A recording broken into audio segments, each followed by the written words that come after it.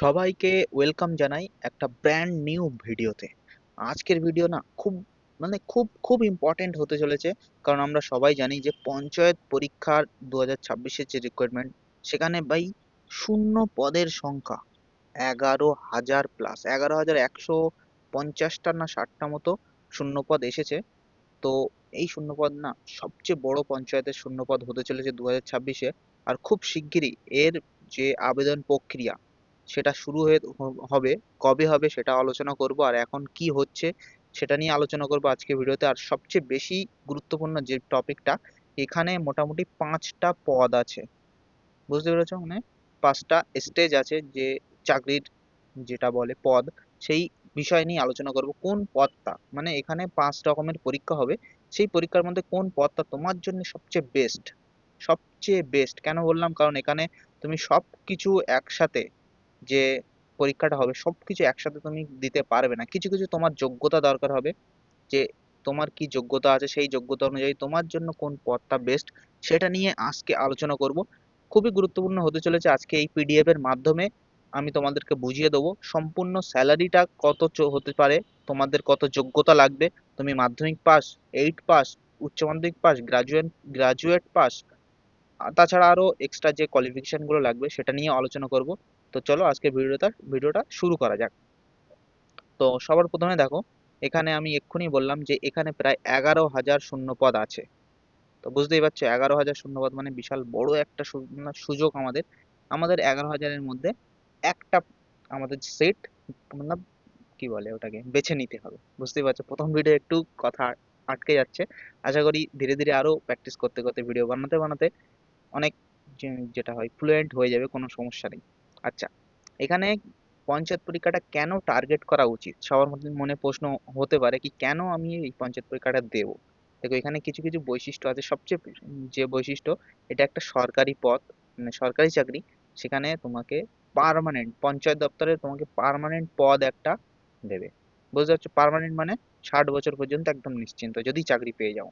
আর সবচেয়ে বড় সুবিধা, সবাই চায় কি আমার বাড়ির পাশে বা আমার এলাকায় বা আমার জেলার মধ্যে আমার পোস্টিংটা হোক, যাতে আমি সকালে কাজে গেলাম, সন্ধ্যেবেলা বাড়ি ফিরে আসলাম।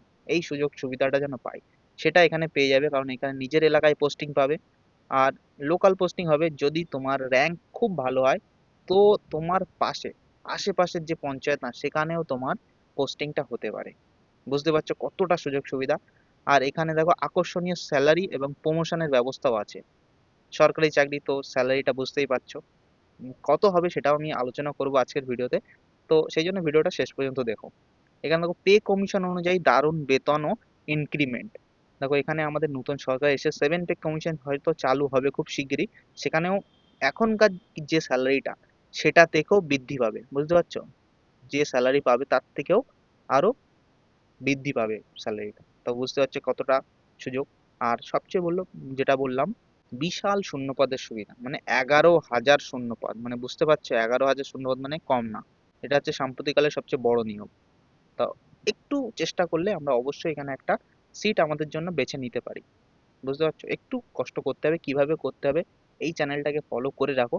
এখানে দেখো আমি, এটা হয়তো আমার প্রথম ভিডিও, এরপরে আরো ভিডিও আসবে, যেটা বিভিন্ন এক্সাম সম্পর্কে নিয়ে আলোচনা করবে, যেটা তোমাদের জন্য অনেক যেটা কি বলে সুবিধা হবে এবং অনেক লাভজনক হবে। এই জন্য এখনো যদি চ্যানেলটাকে সাবস্ক্রাইব না করে থাকো তো সাবস্ক্রাইব করে নিও। আচ্ছা, এখানে দেখো যে আবেদন প্রক্রিয়া কিন্তু সম্পূর্ণ অনলাইনে হবে। অনেকে ভাবছে যে অফলাইনে হবে, অফলাইনে নয় অনলাইনে হবে, এই জিনিসটা মনে রাখো। এখন যেটা হচ্ছে সেটা হচ্ছে রেজিস্ট্রেশন হচ্ছে। যদি চাও তোমরা রেজিস্ট্রেশন করে নিতে পারো, কোনো মানে অসুবিধা নেই। কিভাবে করতে হবে সেই বিষয়ে যদি কোনো রকম সমস্যা থাকে আমাকে কমেন্ট করতে পারো, আমি ভিডিও বানিয়ে দেবো। চেষ্টা করবো নেক্সট ভিডিও সেই টপিকে নিয়ে আসার। আচ্ছা, এখানে যে ডিপার্টমেন্টটা হবে, অনেকে বলে যে কোন ডিপার্টমেন্টে চাকরি হবে, সেই ডিপার্টমেন্টের নামটাও এখানে দেওয়া আছে, পঞ্চায়েত ও গ্রাম উন্নয়ন দপ্তর, যাকে শর্ট ফর্মে WBPRD বলা হয়। এখানে প্রায় 11,000 শূন্যপদ আছে, আমি এক্ষুনি বললাম। আর এখানে সবচেয়ে সুযোগ সুবিধা, তোমার যদি মাধ্যমিক পাস নাও থাকে, তুমি 8 পাস থেকে এখানে মানে চাকরি পেতে পারো, পরীক্ষায় বসতে পারো। আর এখানে 18 থেকে 40 বছরের বয়স সীমা, সম্ভবত এই 40টা 45 হতে পারে, একবার একটু দেখে নেবে। কারণ 5 বছর করে এক্সট্রা ছাড় দিয়েছে নতুন সরকার। আচ্ছা, সেই পয়েন্টটা এখানে আরেকবার লেখা আছে। আচ্ছা, এখানে দেখো লিখিত পরীক্ষা হবে 85 নম্বর, ইন্টারভিউ হবে 15 নম্বর। হয়তো এই নিয়মটা আগের নিয়ম হিসাবে আমি ভিডিও বানাচ্ছি, কারণ এখন সেরকম ভাবে কোনো অ্যানাউন্সমেন্ট হয়নি। খুব শিগগিরই হয়ে যাবে, কোনো সমস্যা নেই। তবু সম্ভবত ইন্টারভিউটা বাদ যেতে পারে, আমার যেটা ধারণা, নাও যেতে পারে। এবার সেটাও সম্পূর্ণ যখন নোটিশ বার হবে, পরীক্ষার যে নোটিশ বার হবে, তো সেখানে আমরা জেনে যাব। আচ্ছা, এই অফিসিয়াল ওয়েবসাইটটা গিয়ে আমরা রেজিস্ট্রেশন করতে পারি। পরবর্তী ভিডিওতে আমি এটা নিয়েও আলোচনা করে দেবো, কোনো সমস্যা নেই। আচ্ছা, পরবর্তী দেখো। এবার একটু কথা বলে নিই যে কি কি যে পদগুলো আছে সেটা। দেখো, গ্রাম উন্নয়ন প্রথম পদ হচ্ছে গ্রাম পঞ্চায়েতের কর্মী ও সহায়ক পদ। তাহলে এখানে টোটাল 5টা পদ হতে চলেছে। তার মধ্যে প্রথম পদ হচ্ছে গ্রাম পঞ্চায়েত কর্মী, যেটাকে আমরা গ্রুপ ডি বলে থাকি, আর গ্রাম পঞ্চায়েত সহায়ক, যাকে আমরা অ্যাসিস্ট্যান্ট বলে থাকি। তো এখানে দেখো, যে আমাদের প্রথম যে পদটা আছে গ্রাম পঞ্চায়েত কর্মী বা গ্রুপ ডি, এখানে যোগ্যতা লাগবে মাত্র 8 পাস। বুঝতেই পারছো। আর স্যালারি দেখতে পাচ্ছ 17,000 থেকে 43,200 টাকা পর্যন্ত হতে পারে। এর পরবর্তীকালে হয়তো যখন 7 পে কমিশন হবে, সম্ভবত আরো কিছু পরিমাণ বাড়তে চলেছে। আচ্ছা, যদি বলো যে এখানে গ্রুপ ডি যে কাজটা, এখানে কি ধরনের কাজ?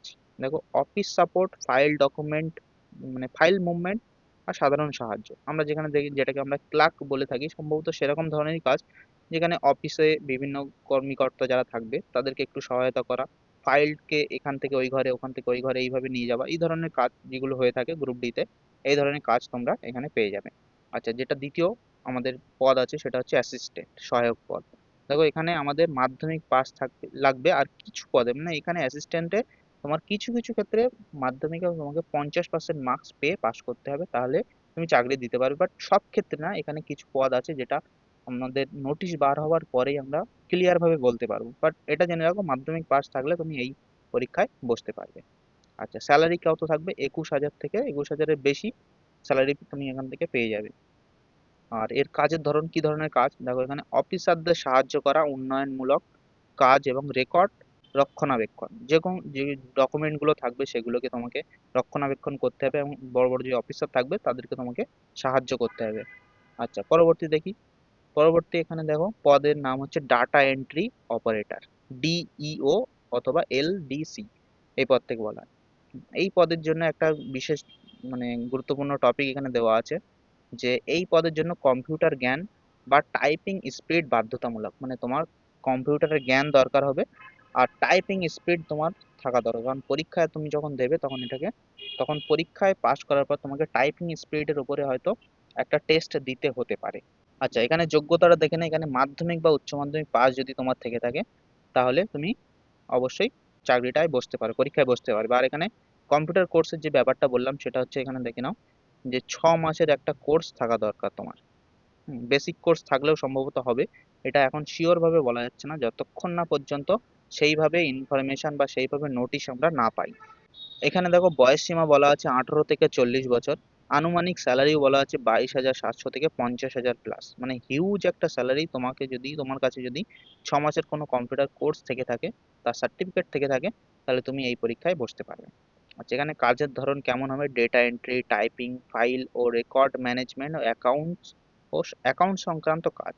মানে বুঝতে পারছো, মোটামুটি তোমার সম্পূর্ণ কাজ কম্পিউটারে বসেই করতে হবে, সেই জন্য এখানে কম্পিউটার সার্টিফিকেটটা দরকার। আচ্ছা, এখানে পোস্টিং কোথায় হতে পারে? মূলত পঞ্চায়েত অথবা ব্লক লেভেলে। বুঝতে পারছো, এখানে সবসময় যে কিছু কিছু পঞ্চায়েত দেখবে কম্পিউটারের কাজ করা হয় না, সেই সমস্ত পঞ্চায়েতে হবে না। তার বদলে তোমাকে ব্লক লেভেলে, যেগুলো বিডিওর আশেপাশে যে যে ডাটা এন্ট্রি অপারেটর গুলো থাকে, সেখানে তোমার কাজটা হতে পারে। আচ্ছা, পরবর্তী পদ দেখে নেই। আচ্ছা, পরবর্তী দেখো, উচ্চ পদস্থ টেকনিক্যাল পদ, যাকে সেক্রেটারি ও নির্মাণ সহায়ক বলা হয়। আচ্ছা, প্রথম পদের নাম কি দেওয়া আছে? দেখো, এক্সিকিউটিভ অ্যাসিস্ট্যান্ট অথবা পঞ্চায়েত সেক্রেটারি। এখানে যোগ্যতা কি লাগবে? গ্রাজুয়েশন লাগবে যে কোনো শাখায়, সঙ্গে কম্পিউটারে তোমার ডিপ্লোমা দরকার। তাহলে এখানে তোমাকে বিএ পাস করতে হবে, বা ওই সংক্রান্ত মানে ওই রকম কোনো যোগ্যতা তোমার থাকা দরকার। যে কোনো শাখায় হতে পারে, সায়েন্স, আর্টস, পাস, অনার্স, কোনো ব্যাপার না, যে কোনো একটা থাকলে হবে। সঙ্গে তোমার একটা মেন টপিক লাগবে, সেটা হচ্ছে কম্পিউটার ডিপ্লোমা। বেসিক কোর্স থাকলে হবে না, কম্পিউটার তোমাকে ডিপ্লোমা কোর্স করা থাকতে হবে, তার সার্টিফিকেটটা তোমার থাকা দরকার। এখানে স্যালারি কিরকম হতে পারে? দেখো, 28,900 থেকে 74,500 পর্যন্ত তোমার স্যালারি হতে পারে। আচ্ছা, এখানে কাজ কেমন থাকবে? ব্লক লেভেল প্ল্যানিং, অ্যাডমিনিস্ট্রেটিভ ও আইটি কাজ, রিপোর্টিং। বুঝতে পারছো? এই ধরনের তোমার কাজ থাকবে, একটু হাই র্যাঙ্কের কাজ, তো একটু তোমাকে ডিটেলস মানে এই সম্পর্কে তাদেরকে বোঝাতে হবে, বা যে যে প্রজেক্ট গুলো হয় সেই প্রজেক্ট সম্পর্কে তোমাকে বোঝাতে হবে। আচ্ছা, তার পরবর্তী দেখো, এটা হচ্ছে সম্ভবত লাস্ট যে আমাদের স্টেপ, সেটা হচ্ছে পদ, নির্মাণ সহায়ক পদ বা টেকনিক্যাল অ্যাসিস্ট্যান্ট। যোগ্যতা দেখো, এখন যোগ্যতা তোমার সিভিল সার্ভিসিং, সিভিল ইঞ্জিনিয়ারিং ও ইঞ্জিনিয়ারিং এ ডিপ্লোমা থাকতে হবে। তাহলে সিভিল ইঞ্জিনিয়ারিং এ তোমাদের যদি ডিপ্লোমা থেকে থাকে তাহলে তুমি এই পরীক্ষায় বসতে পারবে। এর স্যালারি দেখো, শুরুতে একদম যখনই জয়েন করবে তখন 28,900 থেকে শুরু হবে, এখানে সম্ভবত 80,000 প্লাস পর্যন্ত স্যালারি হতে পারে। এখানে কি ধরনের কাজ থাকবে? গ্রামীণ কাঠামো, রাস্তা, ব্রিজ, পানীয় জল প্রকল্প তত্ত্বাবধান, এই ধরনের কাজ থেকে থাকবে। তোমাকে যেগুলো বিল্ডিং যে বানায় বা রাস্তা নির্মাণ হয় তার যে উপর লেভেলের যে অফিসার থাকে সেই লেভেলে তোমার এই কাজটা হতে পারে। আচ্ছা, পরবর্তী দেখি। পরবর্তী দেখো, এখানে আপনার যোগ্যতা অনুযায়ী কোন পদের জন্য লড়বেন বা পরীক্ষা দেবেন। আমি এটা একটু আগেই প্রথমেই ভিডিওতে আলোচনা করলাম যে তুমি কোন পদের জন্য তোমার সবচেয়ে বেস্ট হবে। দেখো, তোমার সবার আগে দেখতে হবে তোমার যোগ্যতা কি। তোমার যদি মাধ্যমিক পাস না থাকে, 8 পাস পর্যন্ত সার্টিফিকেট থাকে, তাহলে তুমি প্রথম পদ যেটা বললাম গ্রাম পঞ্চায়েত কর্মী, সেই বিষয়ে তোমার মানে সেই দিকে তোমাকে ফোকাস করতে হবে। এখানে কোনো বিশেষ কোনো দক্ষতার প্রয়োজন নেই, যেমন কম্পিউটার বা অন্য কোনো যে দক্ষতা, টাইপিং স্পিড চাচ্ছে, সেগুলো দরকার নেই। দ্বিতীয় পদ দেখো, তোমার যদি মাধ্যমিক পাস থেকে থাকে তাহলে পঞ্চায়েত সহায়ক পদের জন্য তোমার তুমি এলিজিবল। আর এখানে তোমার 50% নাম্বার কিছু কিছু ক্ষেত্রে থাকা দরকার, সবার ক্ষেত্রে নয়। আচ্ছা, তোমার যদি উচ্চ মাধ্যমিক ও মাধ্যমিক থেকে থাকে, সঙ্গে তোমার একটা জিনিস লাগবে যেটা আমি আগেই বললাম, 6 মাসের কম্পিউটার কোর্স, 6 মাস বা 1 বছর থাকলে হয়ে যাবে। এটা তোমার জন্য বেস্ট হতে পারে, যেখানে ডিইও, ক্লার্ক, এলডিসি এই ধরনের কাজ থেকে থাকবে। তারপরে তুমি যদি গ্রাজুয়েট পাস করে থাকো, বিএ, বিএসসি, বিকম থাকে তোমার, সেটা তোমার জন্য বেস্ট হবে। কিন্তু শুধু গ্রাজুয়েট থাকলে হবে না, এখানে কম্পিউটার ডিপ্লোমা থাকা দরকার। ডিপ্লোমা যদি থেকে থাকে তাহলে এক্সিকিউটিভ অ্যাসিস্ট্যান্ট বা সেক্রেটারি পদে তুমি এলিজিবল। তারপর যদি ডিপ্লোমা সিভিল সার্ভিস থেকে থাকে গ্রাজুয়েটের সাথে সাথে, তাহলে নির্মাণ সহায়কটা যে পদ সেটা তোমার জন্য বেস্ট। এবার তোমাকে দেখতে হবে যে তুমি কোনটার জন্য প্রিপারেশন নিতে চাও। দেখো, যাদের মাধ্যমিক পাস আমি বললাম এটা বেস্ট, পঞ্চায়েত সহায়ক। 8 পাসের জন্য আছে, উচ্চ মাধ্যমিক জন্যও আছে। দেখো, এই যে লাস্ট দুটো পদ, যদি তোমার এই ডিগ্রিটা থেকে থাকে, এখানে দেখো কম্পিটিশন অনেক কম হবে, কারণ এই ডিগ্রি সবার থাকবে না। যদি তোমার থেকে থাকে একদম কেল্লা পথে, বুঝতেই পারছো, তুমি ইজিলি এখানে চাকরি দিয়ে, এখানে মানে পরীক্ষা দিয়ে চাকরি পেতে পারো, কারণ এখানে কাট অফটা সম্ভবত একটু কম যেতে পারে। আর এখানে দেখো, যেটা আমরা বললাম স্যালারি স্ট্রাকচার ও অন্যান্য যে সরকারি সুযোগ সুবিধা সেগুলো, এখানে দেখো হাইয়েস্ট স্যালারি পর্যন্ত বলা আছে 74,500 পর্যন্ত তোমার স্যালারি হতে পারে। এছাড়া অতিরিক্ত অ্যানাউন্সমেন্ট যেগুলো থাকে, ডিএ, এইচএআর, মেডিকেল অ্যানাউন্সমেন্ট সবকিছুই তুমি পেয়ে যাবে, পিএফ ও পাবে। এবং যে তোমার যদি সেভাবে তুমি মন দিয়ে কাজ করো তাহলে তোমার প্রমোশনেরও সুযোগ সুবিধা এখানে পেয়ে যাবে। আচ্ছা, কিভাবে সিলেকশনটা হবে ওটাও একটু আলোচনা করে নেই। দেখো, সবচেয়ে জোর দিতে হবে আমাদের লিখিত পরীক্ষার উপরেই জোর দিতে হবে, এটা মনে রাখবে। যদি লিখিত পরীক্ষায় পাশ করো তবেই তুমি পরবর্তী স্টেপে পৌঁছাতে পারবে। প্রথম স্টেপ লিখিত পরীক্ষা হবে, দ্বিতীয় স্টেপে ইন্টারভিউ ও যে ডকুমেন্ট ভেরিফিকেশন গুলো হয় সেটা হবে। তারপর কিছু কিছু ক্ষেত্রে স্কিল টেস্ট, যেটা আমি একটু আগেই বললাম যে কম্পিউটার টাইপিং টেস্ট অথবা কম্পিউটার ডিপ্লোমা থাকলে সেই বিষয়ে হয়তো কোনো ছোটখাটো টেস্ট নিতে পারে। তারপর ফাইনাল মেরিট যে লিস্ট বেরোবে সেখানে যদি তোমার নাম থেকে থাকে তুমি চাকরিটা চাকরিটা পেয়ে যাবে। আর এখানে সিলেবাস সম্পর্কে দেখো তেমন মানে বিশেষ কোনো ডিটেলস আমি দেইনি, বাট পরবর্তী যেগুলো ভিডিও আসবে সেখানে আমি ডিটেলস আলোচনা করবো। দেখো, এখানে বাংলা, অঙ্ক, ইংরাজি, সাধারণ জ্ঞান। আর যে বিশেষ করে এখানে দেখো পঞ্চায়েতের পরীক্ষাটা পঞ্চায়েত রাজ ব্যবস্থা ও গ্রামীণ প্রকল্প নিয়েও কিছু কিছু কোশ্চেন থেকে থাকবে। সম্পূর্ণ বিষয় নিয়ে আমি আলোচনা করব, তোমরা যদি চাও আমি যে এইসব বিষয়গুলোর উপর ক্লাস নিয়ে আসি তো কমেন্টে অবশ্যই জানিয়ে দিও, তাহলে আমি এইসব বিষয় নিয়ে ক্লাসগুলোও নিয়ে আসবো, যেগুলো করলে অবশ্যই তুমি অনেক বেশি উপকৃত হবে। বুঝতে পেরেছো? আর এই যে বিষয়গুলো আমি বললাম এইগুলো নিয়ে আমি পরবর্তী ভিডিওতে আরো ডিটেলস আলোচনা করব, কি কি বিষয় তোমাকে পড়তে হবে, তাহলে তুমি আরো বেশি এই বিষয়ে জানতে পারবে। আর এখন এখন যেটা বর্তমানে এখনো ফর্ম ফিল আপ চালু হয়নি, রেজিস্ট্রেশন শুরু হয়েছে। এখনই তোমার যে নিজের প্রোফাইল একটা এই এই যে কি বলে এই পরীক্ষাটা দেওয়ার জন্য বা এই অনলাইন যে ওয়েবসাইটটা আছে এখানে গিয়ে তোমাকে একটা প্রোফাইল বানাতে হবে। তো প্রোফাইলটা কিভাবে বানাতে হবে, দেখো এই ওয়েবসাইটে গিয়ে wbprms.in অথবা অন্যান্য যে ওয়েবসাইট আছে ফেক ওয়েবসাইট, ওখানে যাবে না, এই ওয়েবসাইটে গিয়ে তুমি ভিজিট করো, আর সেখানে রেজিস্ট্রেশন করো মোবাইল নাম্বার দিয়ে, ফর্ম ফিল আপ করো। ফর্মে এখনো মানে সঠিক যে পরীক্ষার ফর্ম ফিল আপ সেটা চালু হয়নি, সেখানে তোমার ডিটেলস দিতে হবে, বাকি যে ডিটেলসগুলো দরকার সেখানে। আর তাছাড়া ডকুমেন্ট আপলোডেরও ব্যাপার আছে। আর এখানে পেমেন্টের ব্যাপার এখনো আসেনি, যখন যে কি বলে পরীক্ষাটা জন্য ফর্ম ফিল আপ চালু হবে তখন সেখানে পেমেন্ট হতে পারে, কত হতে পারে সেটাও বলবো। আর এখন দেখো নতুন করে যারা বলছে যে আমরা 2024 সালে, হুম, সরি, 2024 সালে অনেকে এই পরীক্ষার জন্য রেজিস্ট্রেশন করেছিলে, তাই তো? তারা বলছে কি নতুন করে রেজিস্ট্রেশন করতে হবে কিনা, তাদেরও নতুন করে রেজিস্ট্রেশন করতে হবে। কারণ এখন মানে কিছুদিন আগে যে এই পোর্টালটা, সেটা মানে পোর্টালের যে রেজিস্ট্রেশনটা সেটা বন্ধ হয়ে গিয়েছিল। কিন্তু এখন উম, এখান থেকে 2-3 দিন আগে নতুন করে হয়তো পোর্টালটা ছেড়েছে, আমি দেখছিলাম। সেখানে তোমাদের সকলকেই বলা হচ্ছে যে নতুন করে রেজিস্ট্রেশন করতে। কর্মক্ষেত্র যে আমাদের পত্রিকাটা হয় বা খবরের কাগজ, সেখানেও বার হয়েছিল যে এই পরীক্ষাটার জন্য সকলকে নতুন করে রেজিস্ট্রেশন করতে হবে। তাহলে তুমি যদি রেজিস্ট্রেশন আগে করে থাকো তাও তবুও করতে হবে, যদি না করে থাকো তাহলে তো করতেই হবে। নতুন করে রেজিস্ট্রেশন করে দাও, মোবাইল নাম্বার দিয়ে আর ওটিপি দিয়ে রেজিস্ট্রেশন করে নাও। কিভাবে কিভাবে করতে হবে সেটাও আমি পরবর্তী ভিডিওতে অবশ্যই আলোচনা করব। আর এখানে কি কি ডকুমেন্ট লাগবে সেটাও দেওয়া আছে দেখো, পাসপোর্ট সাইজ ফটো লাগবে, আধার কার্ড লাগবে, শিক্ষাগত যোগ্যতা অনুযায়ী মার্কশিট লাগবে, আর রেসিডেন্সিয়াল সার্টিফিকেট দরকার হলে লাগবে, সেটা ওখানে দেখতে হবে ওয়েবসাইটে কি বলা আছে।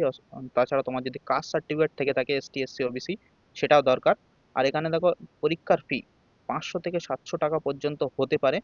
তাছাড়া যদি এসটি এসসি হয়ে থাকো তাহলে অবশ্যই কিছু ছাড়ের ব্যবস্থা থাকবে, অথবা যদি বিনামূল্যে ব্যবস্থা করে তা সেটাও থাকবে। সেটা আমাদের যখন পরীক্ষার ফর্মটা বার হবে তখনই আমরা জানতে পারবো। এখন শুধুমাত্র রেজিস্ট্রেশনটা হচ্ছে, তো রেজিস্ট্রেশনটা করে নিতে পারো। আচ্ছা, পরবর্তী দেখো পরীক্ষায় পাশ করার সেরা প্রস্তুতি টিপস, যেটা আমি এক্ষুনি বললাম। তুমি বই পড়তে পারো। হুম, প্রিভিয়াস যে ইয়ারের প্রশ্নগুলো হয়েছে, সম্ভবত 2017 না 18 সালে এই পরীক্ষাটা হয়েছিল, সেখানে সেই প্রশ্নগুলো একবার দেখতে পারো তুমি যদি চাও। কি 2018 সালে কি ধরনের প্রশ্ন এসেছিল সেটা আমি এখানে এই চ্যানেলে সলিউশন দেই বা সমাধান করি, তাহলে অবশ্যই কমেন্টে জানাতে পারো। তাছাড়া মক টেস্ট যদি চাও সেটাও দিতে পারো। সেটা যদি তোমরা চাও আমি তোমাদের জন্য যদি করি, তো অবশ্যই কমেন্টে জানাও, তাহলে আমি তোমাদের জন্য সেরকম ব্যবস্থা করব। আর একটা বিশেষ সতর্কতা, দেখো এখানে এখনকার বর্তমান ডিজিটাল যুগ, তোমার ফোন নাম্বার না সবার কাছে আছে, যে কেউ তোমাকে ফোন করে বিভিন্ন রকম জিনিস বলতে পারে। তা তাহলে তুমি তাদের কথা একদমই বিশ্বাস করবে না। এখানে ফেক নোটিফিকেশন থেকে সাবধান থাকো। সোশ্যাল মিডিয়ার ভুয়ো খবর ও আনঅফিসিয়াল লিঙ্ক এড়িয়ে চলো, কারণ আমি দেখেছি কয়েকটা ইউটিউবার এমন আছে যে যে কোনো লিঙ্ক ডেসক্রিপশনে দিয়ে দেয় আর বলে দেয় যে তুমি এখানে ক্লিক করো, এই করো। তো সেরকম করবে না। সবসময় অফিসিয়াল ওয়েবসাইট চেষ্টা করবে, যেখানে দেখো gov.in ইত্যাদি যখন থেকে থাকবে, সেই সব ওয়েবসাইটের উপরে বেশি ভরসা করবে। আচ্ছা, পরে দেখো এখানে আচ্ছা, কি হলো এটা? বলছে আর দেরি নয়, এখনই প্রস্তুতি শুরু করুন। 11,000 শূন্যপদ বারবার আসবে না। আমি এটা আগেই প্রথমে বলেছি যে বারবার আসবে না, সবাইকে একটু মন দিয়ে চেষ্টা করতে হবে, অবশ্যই হয়ে যাবে। আর আপনার যে টার্গেট, আমি যে 5টা পদের নাম বললাম এর মধ্যে আপনার কোনটা সবচেয়ে বেশি সুইটেবল, আপনার জন্য কোনটা সঠিক, সেটা একবার অবশ্যই কমেন্ট সেকশনে জানিয়ে দেবে। আর তার জন্য সবাইকে এই পর্যন্ত ভিডিওটা দেখার জন্য ধন্যবাদ, আর পরীক্ষার জন্য সবাইকে বেস্ট অফ লাক। বাকি কি কি দরকার একবার কমেন্ট করে জানিও। আর এই পিডিএফটা যদি দরকার হয়ে থাকে তাহলে অবশ্যই আমার যে কি বলে ওটা হোয়াটসঅ্যাপ চ্যানেল, সেখানে আমি লিংক দিয়ে দেবো ডেসক্রিপশনে, একবার জয়েন করে নিও, ওখানে পেয়ে যাবে এই পিডিএফটা। তো আজকের ভিডিওটা এখানেই শেষ করছি। ভিডিওটা যদি ভালো লেগে থাকে তবে অবশ্যই একটা কমেন্ট করবে। আর যদি চাও আমি ক্লাসগুলো মানে এই বিষয়ে ক্লাস যদি নিতে চাও, মানে আমার কাছ থেকে যদি ক্লাস চাও, তো অবশ্যই কমেন্ট করো। আমি চেষ্টা করবো প্রত্যেকটা বিষয়ের উপর ধরে ধরে ডিসক্রাইপটিভ ভাবে, শুধু প্রশ্ন আর এমসিকিউ এরকম ভাবে নয়, চেষ্টা করব যতটা সম্ভব ডেসক্রাইপটিভ একটু পড়াশোনা করা, যাতে যাতে কি হলো একটা প্রশ্নের সাথে আরো যদি কিছু এক্সট্রা তথ্য আমরা পেয়ে থাকি তাহলে সেটা অনেক বেশি সুবিধা হবে পড়াশোনা করতে। তো অবশ্যই কমেন্ট সেকশনে সেখানে জানিয়ে দিও। আর এখানেই তাহলে ভিডিওটা শেষ করছি। তো সবাই ভালো থেকো, সুস্থ থেকো, ধন্যবাদ।